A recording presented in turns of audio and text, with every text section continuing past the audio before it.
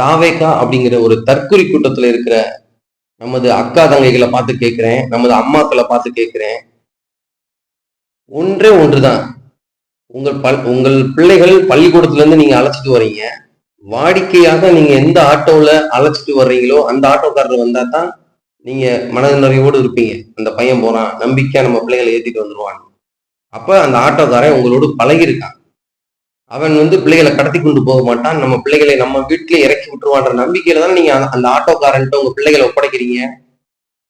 சரி, ஒரு வாகனம், ஒரு இருசக்கர வாகனம் பழுதாயிருது. யாரு நல்ல வாகனத்தை பழுது நீக்குவா? இந்த கடைக்காரர் 10 வருடங்களா கடை வச்சிருக்காரு. இவர்கிட்ட இந்த வாகனத்தை கொடுக்கும் பொழுது அவர் நம்ம வாகனத்தை சிறப்பாக பழுது நீக்குவாரு, அப்ப இவர்கிட்ட கொடுப்போம் அப்படின்னு கொடுக்குறீங்க. வாகனத்தை பழுது நீக்க பள்ளிக்கூடத்திலிருந்து நம் குழந்தைகளை அழைத்து வர இதற்கே நாம் அவர்கள் முன்னனுவத்தை சோதிச்சு பார்க்கிறோம். ஆனா எந்த முன்னனுவும் இல்லாம நடிப்பதை மட்டுமே தொழிலாக வைத்திருந்த ஒருவரிடம் எப்படி இந்த நாட்டை கொடுக்க நீங்கள் துணிந்தீர்கள்?